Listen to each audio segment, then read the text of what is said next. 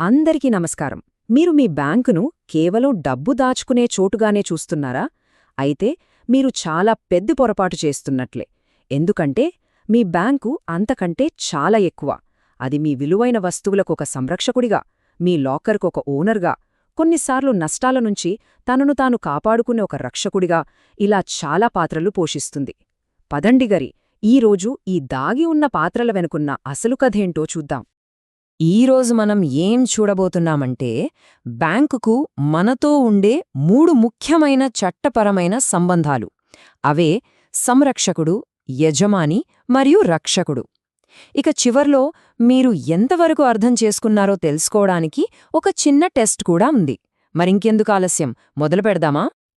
మొట్టమొదటగా సంరక్షక సంబంధం అంటే మన ముఖ్యమైన పత్రాలుగాని, బంగారంగాని లేదా మరేదైనా విలువైన వస్తువులను జాగ్రత్తగా దాచమని బ్యాంకుకు అప్పగించినప్పుడు ఈ రకమైన సంబంధం మొదలవుతుందన్నమాట. చట్టం భాషలో చెప్పాలంటే దీన్నే బైల్మెంట్ అంటారు. ఇది నిన్నామొన్న వచ్చింది కాదు. మన ఇండియన్ కాంట్రాక్ట్ యాక్ట్ 1872లోనే దీని గురించి చాలా స్పష్టంగా చెప్పారు. అంటే ఇది చట్టబద్ధంగా గుర్తించబడిన ఒక ముఖ్యమైన ఒప్పందం. ఇక్కడ భద్రత అనే ప్రయోజనం కోసం మన వస్తువులను బ్యాంకుకు అప్పగిస్తున్నాం. ఈ ఒప్పందంలో 2 ముఖ్యమైన పాత్రలు ఉంటాయి. వస్తువులను అప్పగించే మనల్ని అంటే కస్టమర్ను బైలర్ అని పిలుస్తారు. వాటిని తీసుకుని భద్రపరిచే బ్యాంకును బెయిలీ అంటారు. సింపుల్గా చెప్పాలంటే మీ వస్తువులకు బ్యాంకు ఇక్కడ ఒక బాధ్యతగల వాచ్మెన్ లాంటిదన్నమాట. ఇప్పుడు చూడండి, ఇక్కడే ఉంది అసలు విషయం. చట్టమేం చెప్తోందంటే బ్యాంకు మీ వస్తువుల్ని తన సొంత వస్తువుల కంటే ఏమాత్రం తక్కువ కాకుండా జాగ్రత్తగా చూసుకోవాలి. ఒకవేళ వాళ్ల నిర్లక్ష్యం వల్ల ఏ చిన్న నష్టం జరిగినా దానికి పూర్తి బాధ్యత వాళ్లదే. సరే, ఇప్పుడు రెండో సంబంధం వైపు వెళ్దాం. ఇది మనలో చాలా మందికి తెలిసిన విషయమే. అదే బ్యాంకులో సేఫ్ డిపాజిట్ లాకర్ తీసుకున్నప్పుడు ఏర్పడే భూస్వామి అద్దెదారు సంబంధం. ఈ విషయంలో మాత్రం సీన్ మొత్తం రివర్స్ అవుతుంది. ఇక్కడ బ్యాంక్ ఓనర్గా అంటే లెస్సర్గా ఉంటుంది. లాకర్ అద్దెకు తీసుకున్న కస్టమరేమో లెస్సీ అవుతారు, అంటే అద్దెకున్న వాళ్ళన్నమాట. సరిగ్గా మనం ఇల్లు అద్దెకు తీసుకున్నట్టే. అయితే ఇక్కడ అందరికీ వచ్చే డౌటేంటంటే ఒకవేళ లాకర్లోని వస్తువులు పోతే బ్యాంక్ బాధ్యత తీసుకుంటుందా? దానికి సమాధానం కొన్ని సందర్భాల్లో తీసుకుంటుంది, కొన్నిట్లో తీసుకోదు. బ్యాంక్ వాళ్ల నిర్లక్ష్యం వల్ల అంటే దొంగతనం జరిగినా, ఫైర్ యాక్సిడెంట్ అయినా వాళ్లదే బాధ్యత.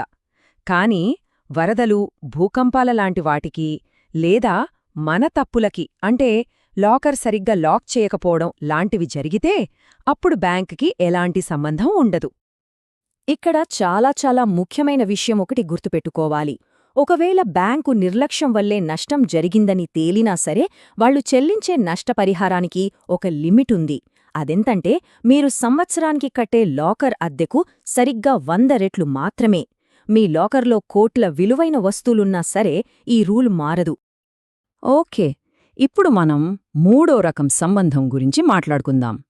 ఇది కొంచెం కాంప్లికేటెడ్గా అనిపించొచ్చు, కానీ చాలా ఇంట్రెస్టింగ్. అదే రక్షక సంబంధం. పేర్లోనే ఉంది కదా, ఇక్కడ బ్యాంకు తనను తాను నష్టం నుంచి కాపాడుకుంటుంది. అదెలాగో చూద్దాం. ఈ సంబంధానికి బేస్ ఏంటంటే కాంట్రాక్ట్ ఆఫ్ ఇండెమ్నిటీ. సింపుల్గా చెప్పాలంటే ఒక వ్యక్తికి భవిష్యత్లో ఏదైనా నష్టం వస్తే ఆ నష్టాన్ని నేను పూడుస్తానని ఇంకొకరు మాటివ్వడం అంతే. ఇక్కడే అసలు ట్విస్టుంది. ఈ కాంట్రాక్ట్లో నష్టాన్ని భరిస్తానని మాట ఇచ్చేదెవరో తెలుసా? కస్టమర్. అవును, మీరు విన్నది కరెక్టే. కస్టమర్ను ఇండెమ్నిఫయర్ అంటారు. మరి ఎవరిని కాపాడుతున్నారు? బ్యాంకును ఇండెమ్నిఫైడ్ అంటారు. అంటే ఈ సిచ్యువేషన్లో కస్టమరే బ్యాంకుకు రక్షణ కవచమన్నమాట. ఇది సరిగ్గా అర్థం కావాలంటే ఒక ఉదాహరణ చూద్దాం. అనుకోండి, మీ ఫిక్స్డ్ డిపాజిట్ రసీదు పోయింది. మీరు డూప్లికేట్ కోసం బ్యాంకుకి వెళ్లారు. బ్యాంక్ ఓకే అంటోంది, కానీ ఒక కండిషన్ పెడుతోంది.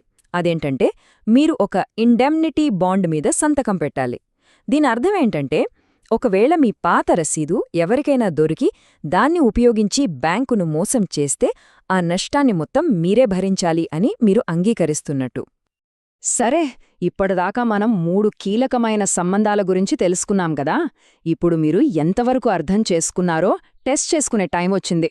2 చిన్న కేస్ స్టడీస్ చూద్దాం. మొదటి కేస్ స్టడీ చూడండి. బ్యాంక్ వాళ్ళు మెయిన్ డోర్కున్న విరిగిన తాళాన్ని రిపేర్ చెయ్యలేదు. వాళ్ల నిర్లక్ష్యం వల్ల లాకర్లో దొంగతనం జరిగింది. ఇప్పుడు చెప్పండి, బ్యాంకు బాధ్యత ఏంటి? ఆప్షన్స్ ఇవి: ఏ, బి, సి మరియు డి. ఏది కరెక్ట్ అంటారు?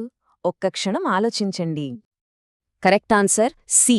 ఎందుకంటే ఇక్కడ బ్యాంకు నిర్లక్ష్యం క్లియర్గా కనబడుతోంది, కాబట్టి వాళ్ళు బాధ్యత వహించాలి. కాని మనం ఇందాక చెప్పుకున్నాం కదా, ఆ బాధ్యత కేవలం లాకర్ అద్దెకు 100 రెట్లకు మాత్రమే పరిమితం. ఓకే, ఇప్పుడు రెండో కేస్ స్టడీ. మిస్టర్ రాజ్ అనే వ్యక్తి తన డిమాండ్ డ్రాఫ్ట్ పోగొట్టుకున్నారు. డూప్లికేట్ కోసం బ్యాంకుకి వెళ్తే వాళ్లు ఫ్యూచర్లో ఏ నష్టం రాకుండా తమను తాము కాపాడుకోవడానికి ఒక డాక్యుమెంట్ మీద సైన్ చేయమన్నారు. ఆ డాక్యుమెంట్ పేరేంటి? మీ ఆప్షన్స్: లీజ్ ఒప్పందం, బైల్మెంట్ కాంట్రాక్ట్ లేక ఇండెమ్నిటీ బాండ్. ఏది కరెక్ట్ అనిపిస్తోంది? కరెక్ట్ ఆన్సర్ మళ్ళీ సి, ఇండెమ్నిటీ బాండ్.